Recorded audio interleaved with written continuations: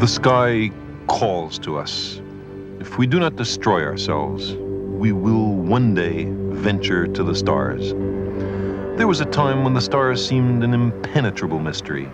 Today, we have begun to understand them. In our personal lives also, we journey from ignorance to knowledge. Our individual growth reflects the advancement of the species. The exploration of the cosmos is a voyage of self-discovery.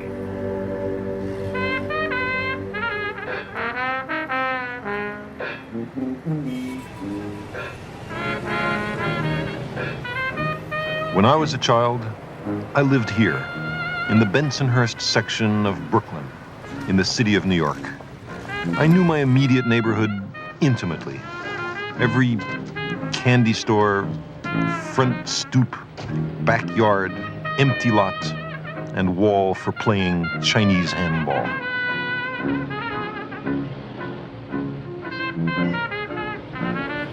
It was my whole world.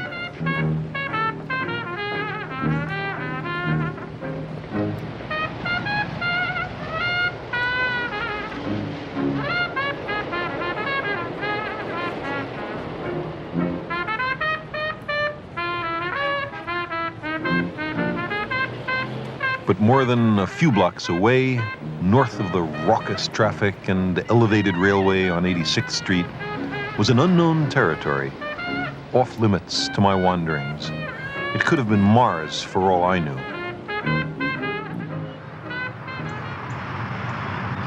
Even with an early bedtime, in the winter, you could occasionally see the stars. I would look up at them and wonder what they were. I'd ask other kids and adults, and they would answer, "There are lights in the sky, kid." Well, I could tell there were lights in the sky, but what were they? There had to be some deeper answer.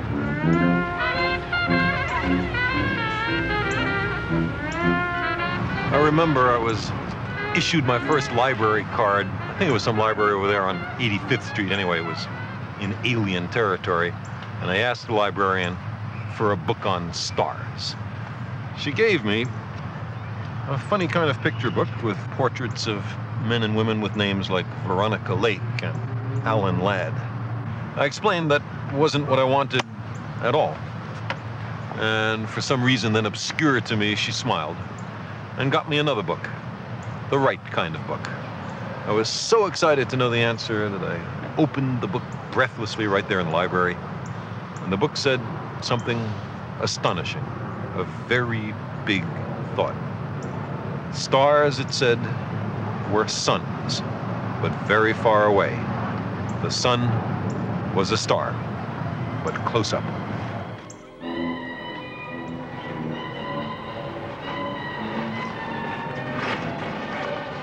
How, I wondered, could anybody know such things for sure? How did they figure it out? Where did they even begin?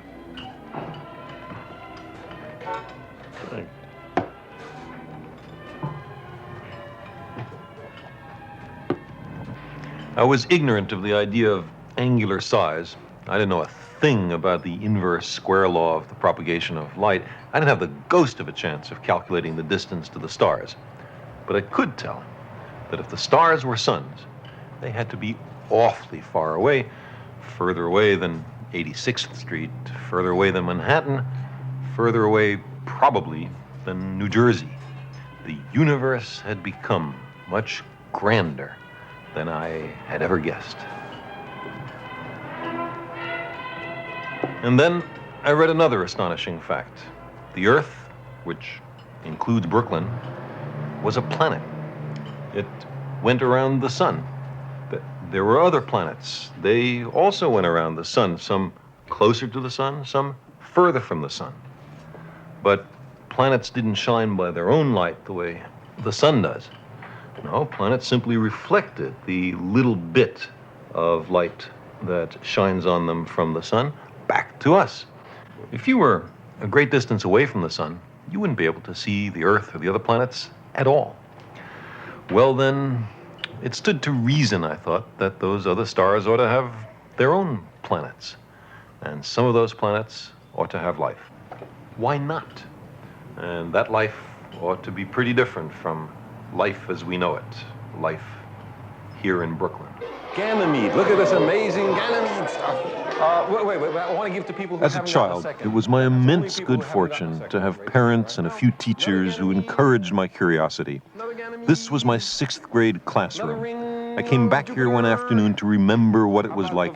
I brought some of the breathtaking pictures of other worlds that had been radioed back by the Voyager spacecraft in their encounters with Jupiter and its moons. Okay, this is Callisto, which is...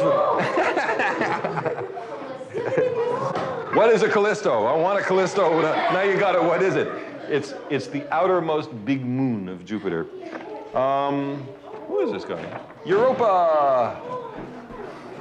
Another Europa. A black and white picture of a ring of Jupiter. There you go. That's a prize for honesty. You didn't get a second. You're right. Which one would you like? Okay. No. How do... You didn't get a second.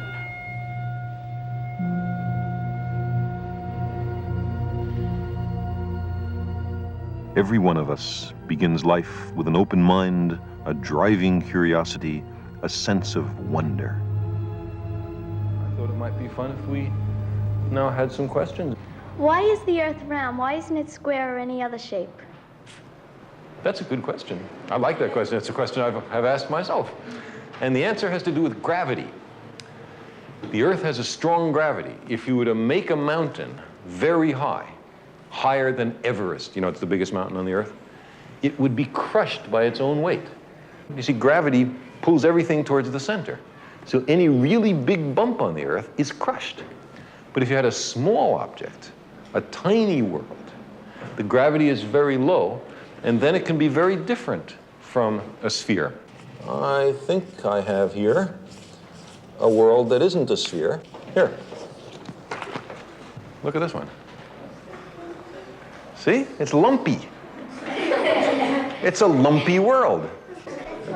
Looks like a potato, right? There's a large potato orbiting the planet Mars. This is one of the moons of Mars. And that's a perfect example of it. You can have big departures from a sphere if your gravity is low. Now, a question in the front. Okay. Is the sun considered part of the Milky Way galaxy? Sure. You're considered part of the Milky Way galaxy. Everything except other galaxies is part of the Milky Way galaxy. The sun is one star. There is a few 100 billion stars in the Milky Way. And around each star, maybe, it's a whole bunch of planets. And on one of those planets is life. And one of the life forms on that planet is you. So you're a part of the Milky Way galaxy, too.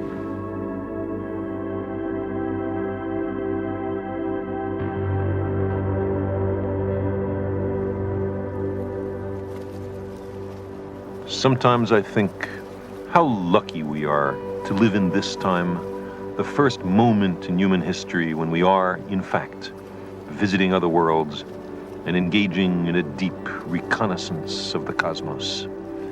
But if we had been born in a much earlier age, no matter how great our dedication, we could not have understood what the stars and planets are. Chestnuts?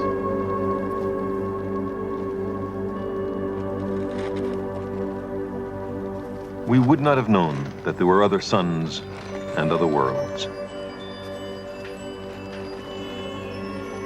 This is one of the great secrets, wrested from nature through 1,000,000 years of patient observation and courageous thinking.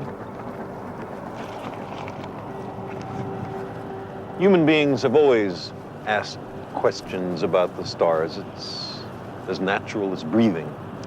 But imagine a time before science had found out the answers.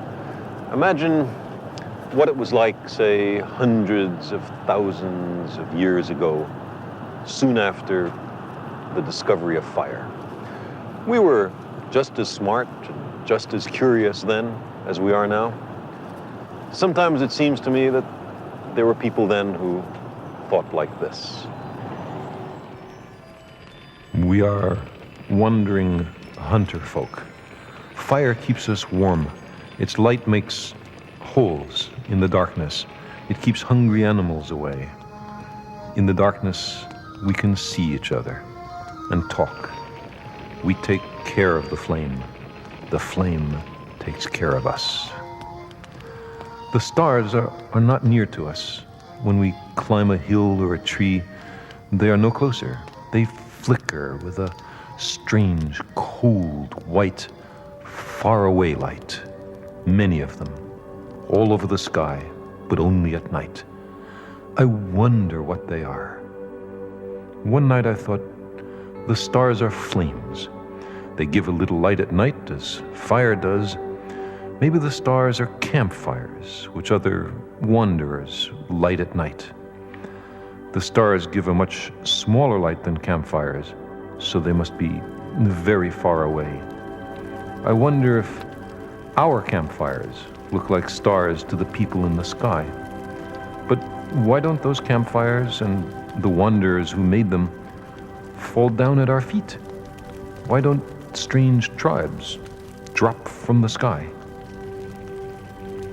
Those beings in the sky must have great powers.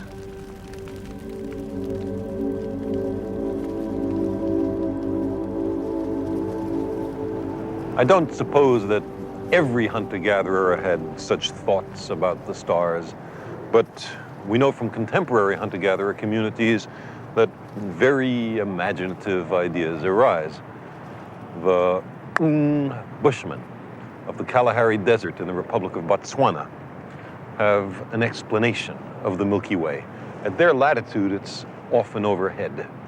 They call it the backbone of night. They believe it holds the sky up. They believe that if not for the Milky Way, pieces of sky would come crashing down at our feet. So the Milky Way, in their view, has some practical value. The backbone of night.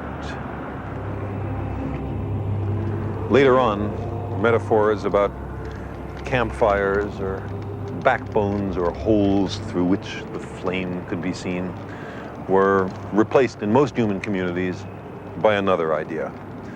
The powerful beings in the sky were promoted to gods. They were given names and relatives and special responsibilities for the cosmic services they were expected to perform. There was a god for every human concern. Gods ran nature. Nothing happened without the direct intervention of some god. If the gods were happy, there was plenty of food, and humans were happy. But if something displeased the gods, and it didn't take much, the consequences were awesome. Droughts, floods, storms, wars, earthquakes, volcanic eruptions, epidemics. The gods had to be propitiated, and a vast industry of priests arose to make the gods less angry. But because the gods were capricious, you couldn't be sure what they would do. Nature was a mystery. It was hard to understand the world.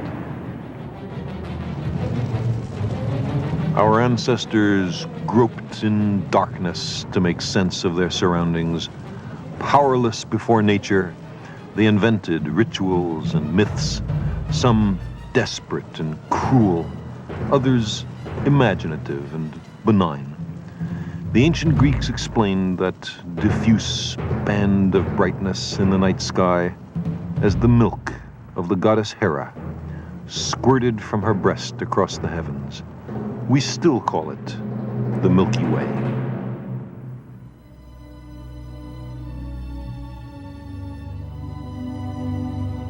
In gratitude for the many gifts of the gods, our ancestors created works of surpassing beauty.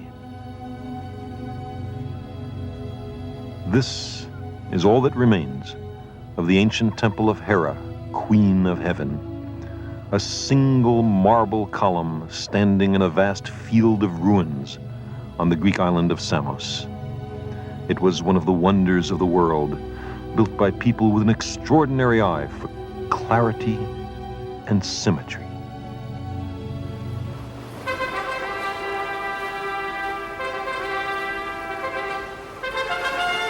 Those who thronged that temple were also the architects of a bridge from their world to ours. We were moving once again in our voyage of self-discovery on our journey to the stars.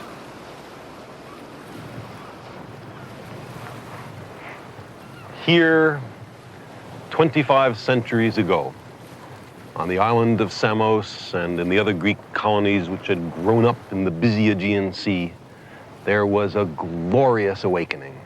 Suddenly, there were people who believed that everything was made of atoms, that human beings and other animals had evolved from simpler forms, that diseases were not caused by demons or the gods, that the earth was only a planet going around a sun which was very far away. This revolution made cosmos out of chaos. Here in the 6th century BC, a new idea developed, one of the great ideas of the human species. It was argued that the universe was knowable. Why? Because it was ordered, because there are regularities in nature which permit its secrets to be uncovered. Nature was not entirely unpredictable. There were rules which even she had to obey. This ordered and admirable character of the universe was called cosmos. And it was set in stark contradiction to the idea of chaos. This was the first conflict of which we know between science and mysticism, between nature and the gods.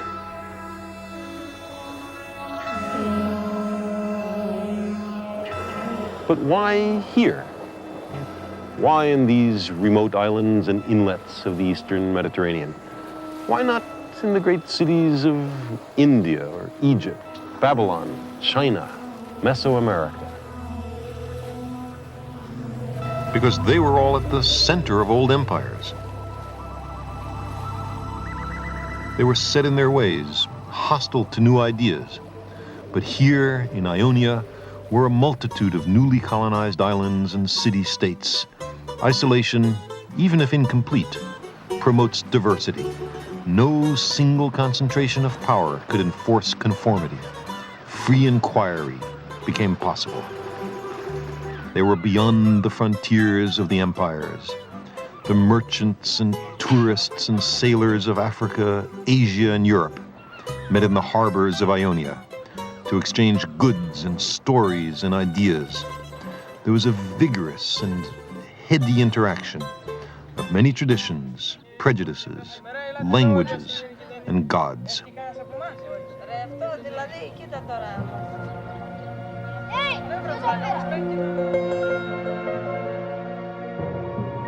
These people were ready to experiment.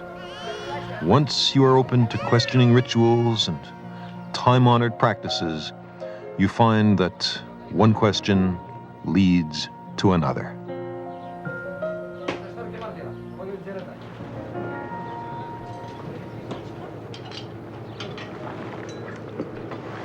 What do you do when you're faced with several different gods, each claiming the same territory? The Babylonian Marduk and the Greek Zeus were each considered king of the gods, master of the sky. You might decide, since they otherwise had rather different attributes, that one of them was merely invented by the priests. But if one, why not both?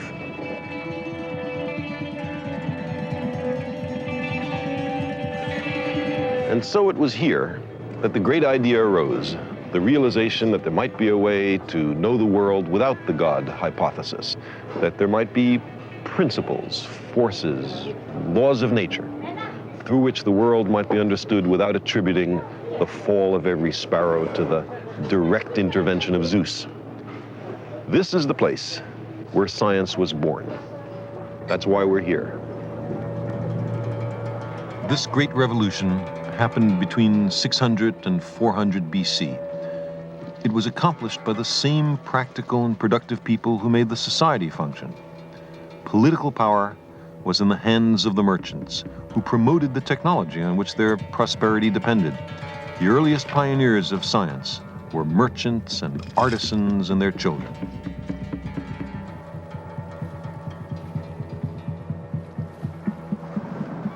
The first Ionian scientist was named Thales.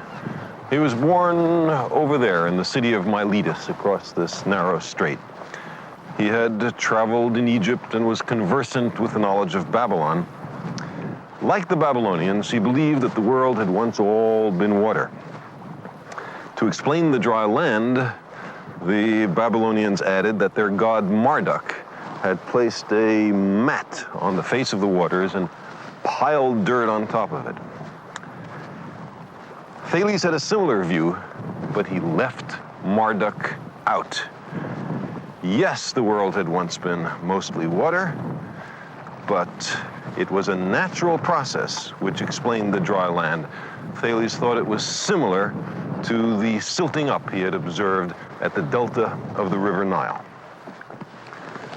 Whether Thales's conclusions were right or wrong is not nearly as important as his approach. The world was not made by the gods, but instead was the result of material forces interacting in nature. Thales brought back from Babylon and Egypt the seeds of new sciences, astronomy and geometry, sciences which would sprout and grow in the fertile soil of Ionia. Anaximander of Miletus, over there, was a friend and colleague of Thales, one of the first people that we know of to have actually done an experiment. By examining the moving shadow cast by a vertical stick, he determined accurately the length of the year and the length of the seasons. For ages, men had used sticks to club and spear each other. Anaximander used a stick to measure time.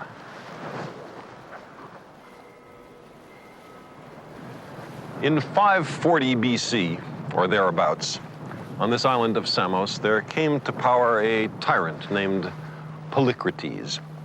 He seems to have started as a caterer and then went on to international piracy. His loot was unloaded on this very breakwater.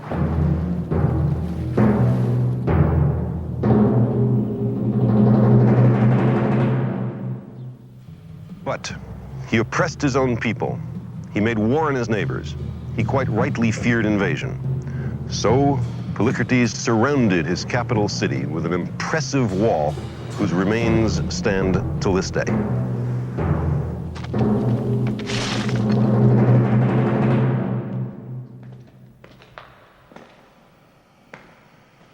To carry water from a distant spring through the fortifications, he ordered this great tunnel built.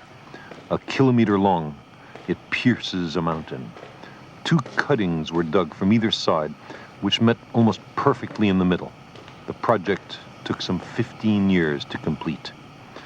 It is a token of the civil engineering of its day and an indication of the extraordinary practical capability of the Ionians.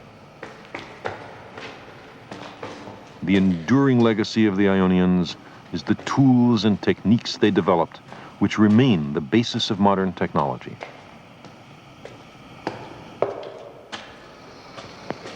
This was the time of Theodorus, the master engineer of the age, a man who is credited with the invention of the key, the ruler, the carpenter's square, the level, the lathe, bronze casting.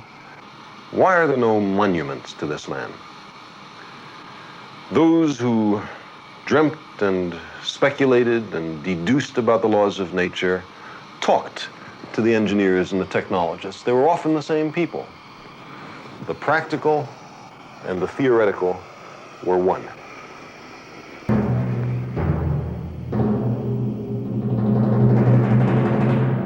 This new hybrid of abstract thought and everyday experience blossomed into science. When these practical men turned their attention to the natural world, they began to uncover hidden wonders and breathtaking possibilities. Anaximander studied the profusion of living things and saw their interrelationships. He concluded that life had originated in water and mud, and then colonized the dry land. Human beings, he said, must have evolved from simpler forms. This insight had to wait 24 centuries until its truth was demonstrated by Charles Darwin.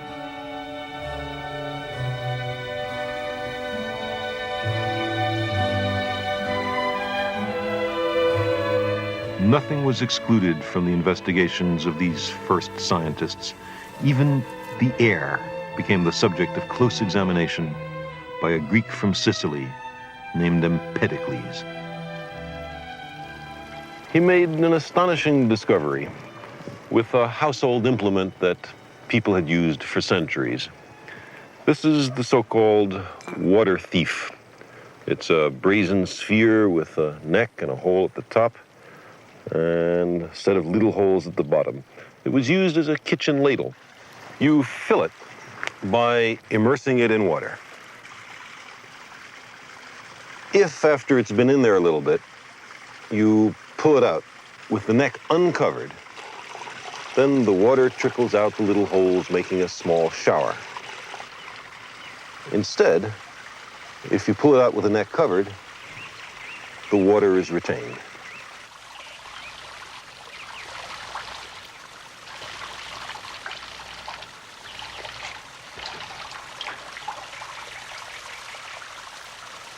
Now, try to fill it with the neck covered with my thumb.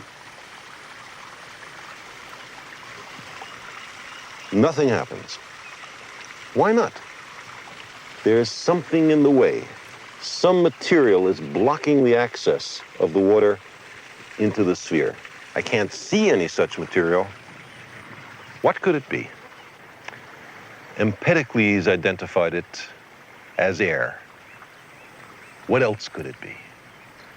A thing you can't see can exert pressure, can frustrate my wish to fill this vessel with water if I were dumb enough to leave my thumb on the neck.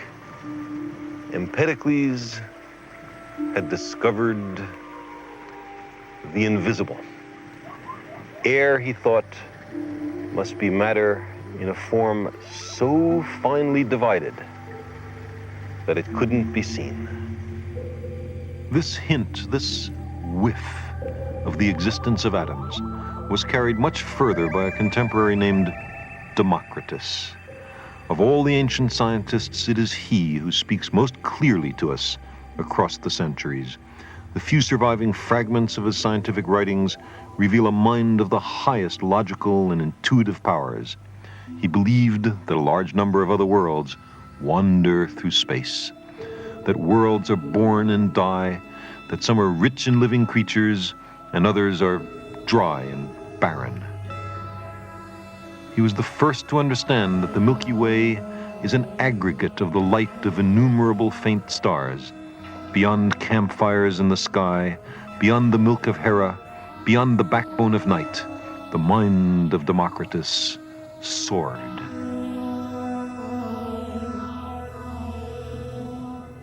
He saw deep connections between the heavens and the earth. Man, he said, is a microcosm, a little cosmos.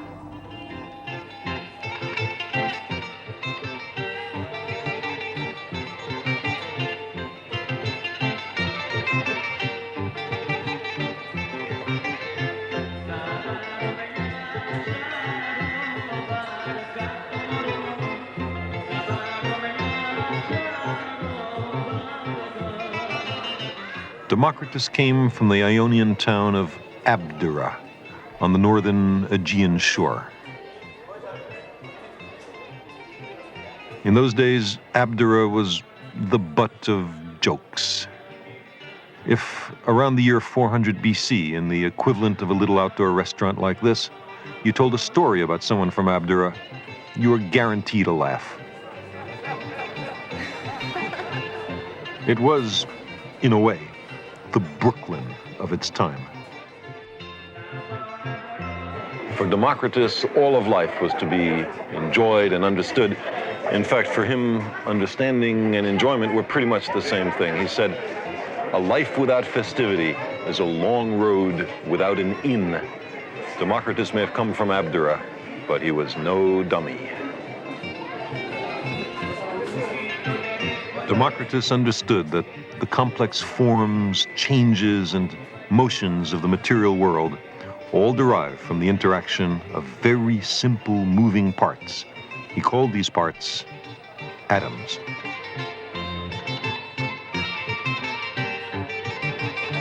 All material objects are collections of atoms intricately assembled, even we. When I cut this apple, the knife must be passing through empty spaces between the atoms, Democritus argued. If there were no such empty spaces, no void, then the knife would encounter some impenetrable atom, and the apple wouldn't be cut. Let's compare the cross-sections of the two pieces. Are the exposed areas exactly equal? No, said Democritus. The curvature of the apple forces this slice to be slightly shorter than the rest of the apple. If they were equally tall, then we'd have a cylinder and not an apple.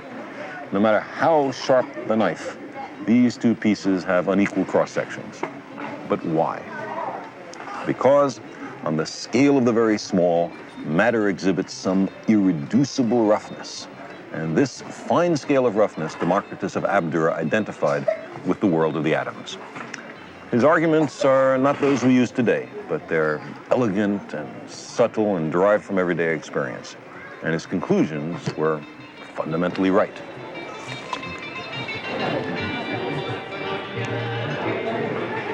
Democritus believed that nothing happens at random, that everything has a material cause. He said, "I would rather understand one cause than be king of Persia." He believed that poverty in a democracy was far better than wealth in a tyranny. He believed that the prevailing religions of his time were evil, and that neither souls nor immortal gods existed. There is no evidence that Democritus was persecuted for his beliefs. But then again, he came from Abdera.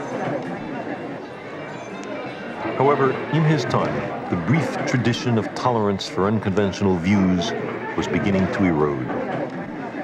For instance, the prevailing belief was that the moon and the sun were gods.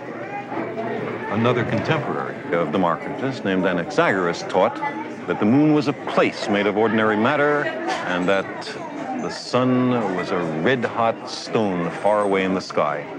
For this, Anaxagoras was condemned, convicted, and imprisoned for impiety, a religious crime. People began to be persecuted for their ideas. A portrait of Democritus is now on the Greek 100 drachma note. But his ideas were suppressed and his influence on history made minor. The mystics were beginning to win.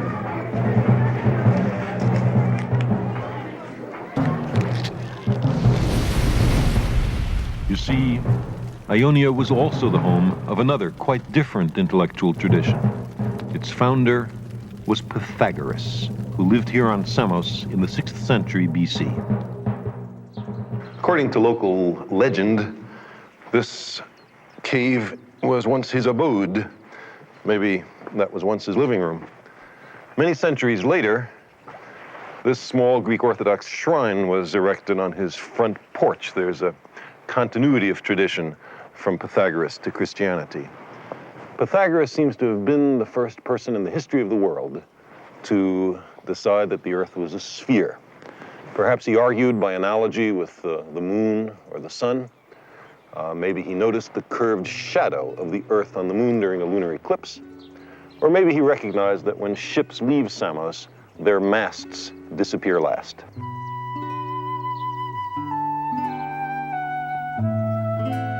Pythagoras believed that a mathematical harmony underlies all of nature. The modern tradition of mathematical argument, essential in all of science, owes much to him. And the notion that the heavenly bodies move to a kind of music of the spheres, was also derived from Pythagoras. It was he who first used the word cosmos to mean a well-ordered and harmonious universe, a world amenable to human understanding.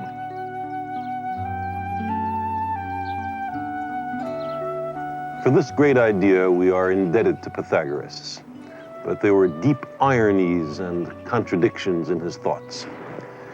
Many of the Ionians believed that the underlying harmony and unity of the universe was accessible through observation and experiment, the method which dominates science today. However, Pythagoras had a very different method. He believed that the laws of nature could be deduced by pure thought. He and his followers were not basically experimentalists. They were mathematicians, and they were thoroughgoing mystics. They were fascinated by these 5 regular solids, bodies whose faces are all polygons, triangles or squares or pentagons. There can be an infinite number of polygons, but only 5 regular solids. 4 of the solids were associated with earth, fire, air, and water. The cube, for example, represented earth. These 4 elements, they thought, make up terrestrial matter. So the 5th solid, they mystically associated with the cosmos. Perhaps it was the substance of the heavens. This 5th solid was called the dodecahedron. Its faces are pentagons, 12 of them.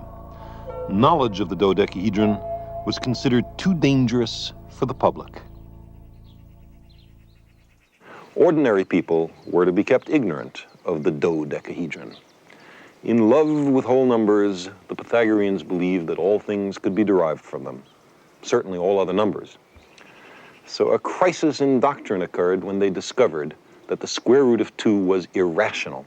That is, the square root of 2 could not be represented as the ratio of 2 whole numbers, no matter how big they were. Irrational originally meant only that you can't express a number as a ratio. But for the Pythagoreans, it came to mean something else, something threatening, a hint that their worldview might not make sense, the other meaning of irrational. Instead of wanting everyone to share and know of their discoveries, the Pythagoreans suppressed the square root of 2 and the dodecahedron. The outside world was not to know.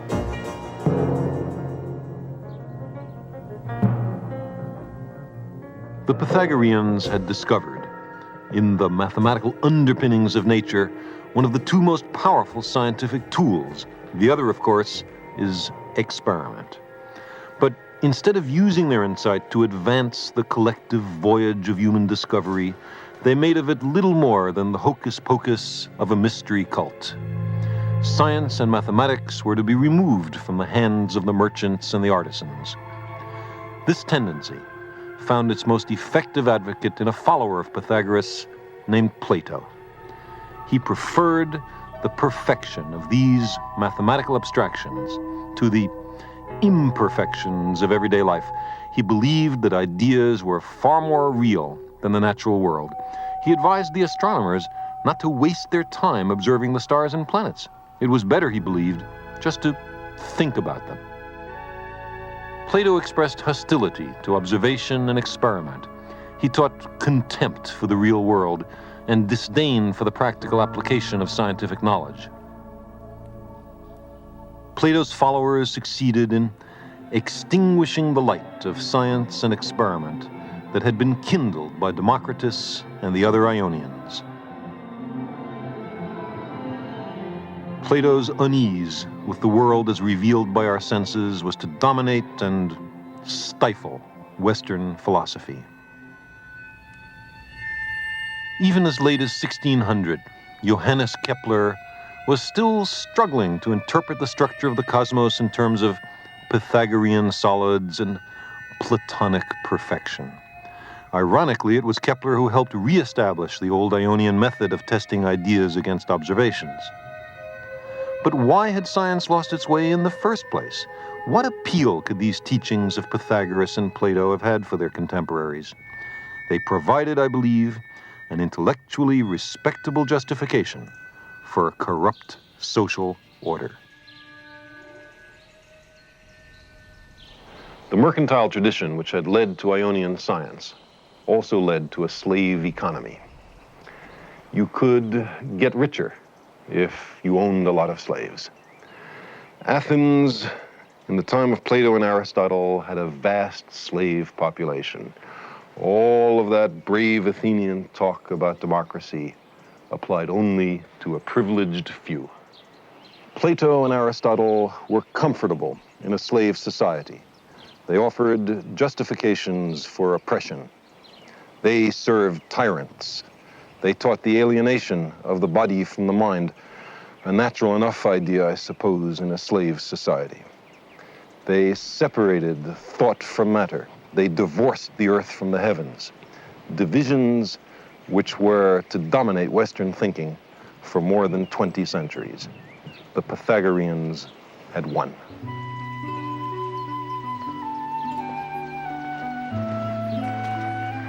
In the recognition by Pythagoras and Plato that the cosmos is knowable, that there is a mathematical underpinning to nature, they greatly advanced the cause of science.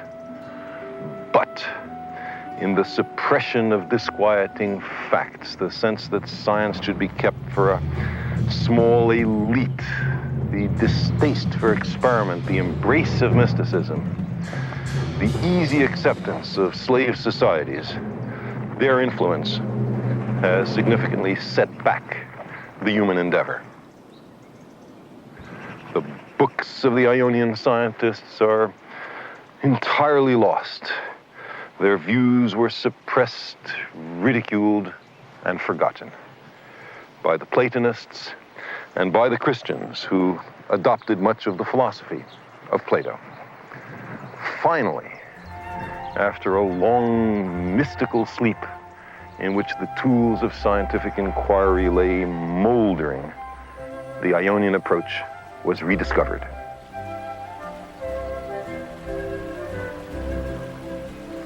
The Western world reawakened. Experiment and open inquiry slowly became respectable once again. Forgotten books and fragments were read once more. Leonardo and Copernicus and Columbus were inspired by the Ionian tradition.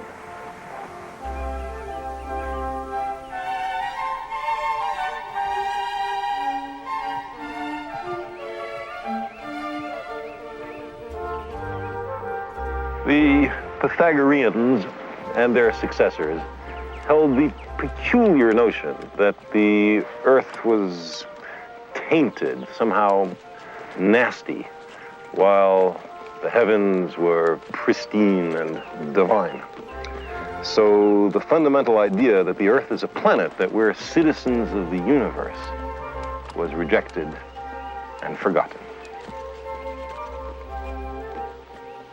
This idea was first argued by Aristarchus, born here on Samos 3 centuries after Pythagoras. He held that the earth moves around the sun. He correctly located our place in the solar system. For his trouble, he was accused of heresy. From the size of the Earth's shadow on the moon during a lunar eclipse, he deduced that the sun had to be much, much larger than the Earth, and also very far away. From this, he may have argued that it was absurd for so large an object as the sun to be going around so small an object as the Earth. So he put the sun, rather than the Earth, at the center of the solar system. And he had the Earth and the other planets going around the sun. He also had the Earth rotating on its axis once a day. These are ideas that we ordinarily associate with the name Copernicus. But Copernicus seems to have gotten at least some hint of these ideas by reading about Aristarchus. In fact, in the manuscript of Copernicus's book, he referred to Aristarchus, but in the final version, he suppressed the citation. Resistance to Aristarchus, a kind of geocentrism in everyday life is with us still. We still talk about the sun rising and the sun setting. It's 2,200 years since Aristarchus, and the language still pretends that the earth does not turn. That the sun is not at the center of the solar system. Aristarchus understood the basic scheme of the solar system, but not its scale. He knew that the planets move in concentric orbits about the sun, and he probably knew their order out to Saturn. But he was much too modest in his estimates of how far apart the planets are. In order to calculate the true scale of the solar system, you need a telescope. It wasn't until the 17th century that astronomers were able to get even a rough estimate of the distance to the sun. And once you knew the distance to the sun, what about the stars? How far away are they? There is a way to measure the distance to the stars, and the Ionians were fully capable of discovering it. Aristarchus had toyed with the daring idea that the stars were distant suns. Now, if a star were as near as the sun, it should appear as big and as bright as the sun. Everyone knows that the farther away an object is, the smaller it seems. This inverse proportionality between apparent size and distance is the basis of perspective in art and photography. So the further away we are from the sun, the smaller and dimmer it appears. How far from the sun would we have to be for it to appear as small and dim as a star? Or equivalently, how small a piece of sun would be as bright as a star? An experiment to answer this question was first performed in 17th century Holland by Christianus Huygens and is very much in the Ionian tradition. Huygens drilled a number of holes in a brass plate and held the plate up to the sun. He asked himself which hole seemed as bright as he remembered the bright star Sirius to have been the previous evening. Well, the hole that matched was effectively 1/28,000th the apparent size of the sun. So Sirius, he reasoned, must be 28,000 times further away than the sun, or about half a light year away. It's hard to remember just how bright a star is hours after you've looked at it, but Huygens remembered very well. In fact, if he had known that Sirius was intrinsically brighter than the sun, he would have gotten the answer exactly right. Sirius is 8.8 light years away from us. Between Aristarchus and Huygens, people had answered that question which had so excited me as a young boy growing up in Brooklyn, the question, what are the stars? And the answer is that the stars are mighty suns light years away in the depths of interstellar space.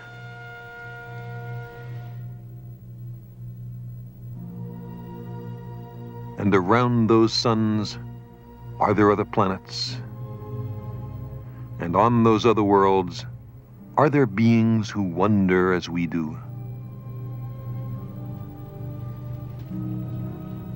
Here is a light bulb, which is supposed to represent a nearby star.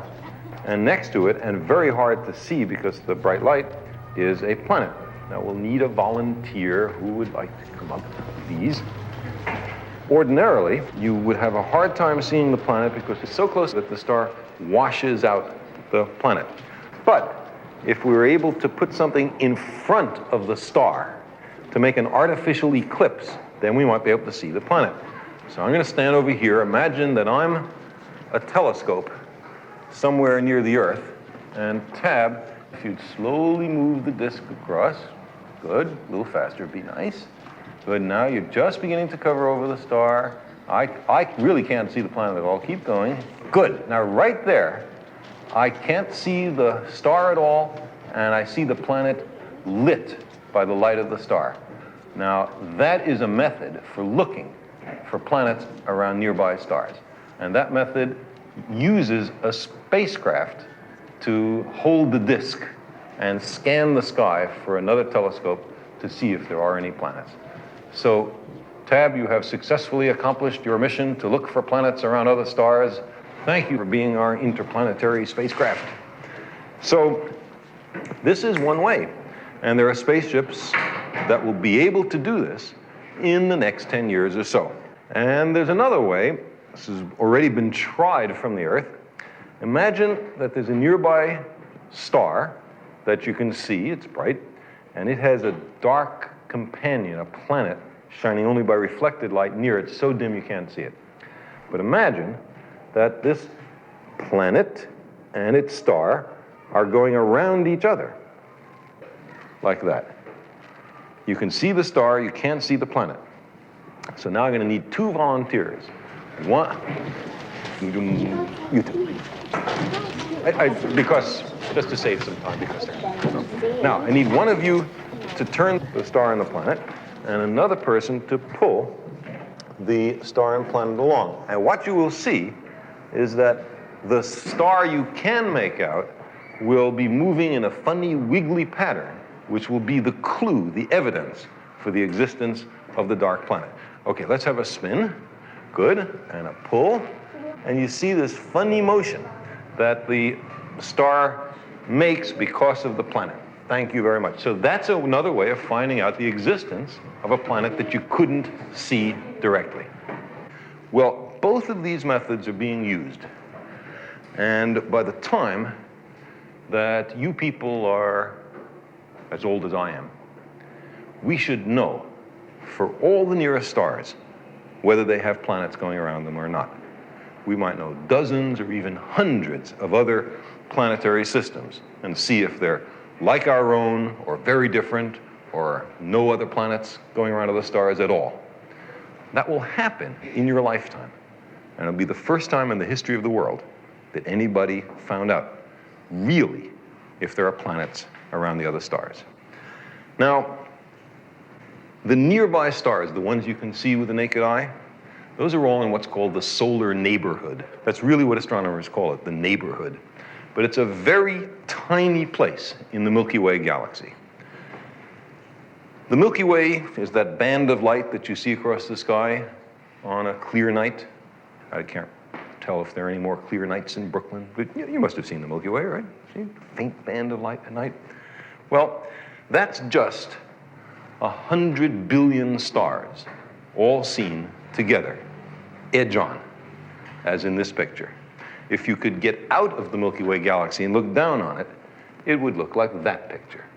And if we did look down on the Milky Way galaxy, where would the sun and nearby stars be? Would it be in the center where things look important or at least well lit? No. We would be way out here in the suburbs, in the countryside of the galaxy. We're not in any important place. All the stars you could see would be in a little place like that. And the Milky Way would be this band of light, 100 billion stars all together. The fact that we live in the outskirts of the galaxy was discovered long time ago, towards the end of the First World War, by a man named Harlow Shapley, who was mapping the position of these clusters of stars. See, every one of these is a bunch of maybe 10,000 stars all together. It's called a globular cluster.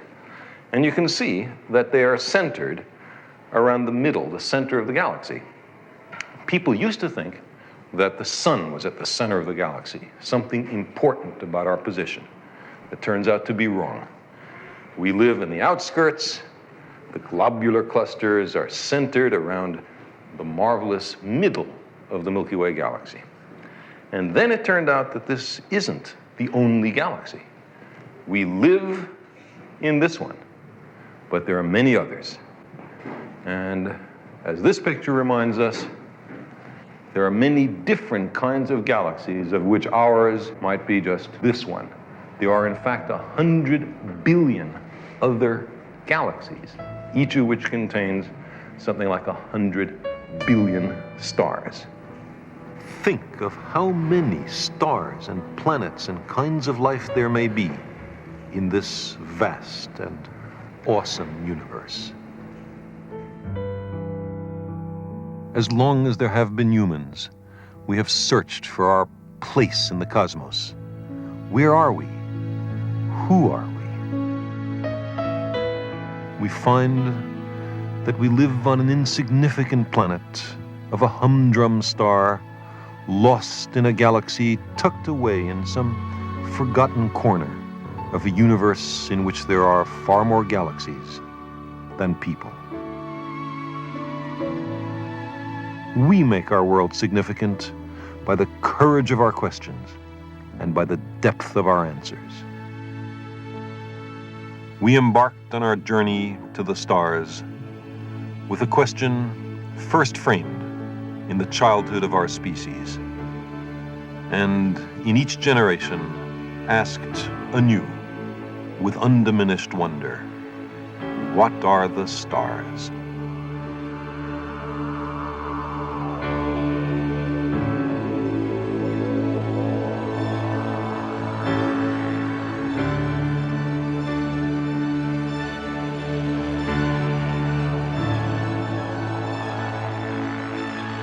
Exploration is in our nature. We began as wanderers, and we are wanderers still.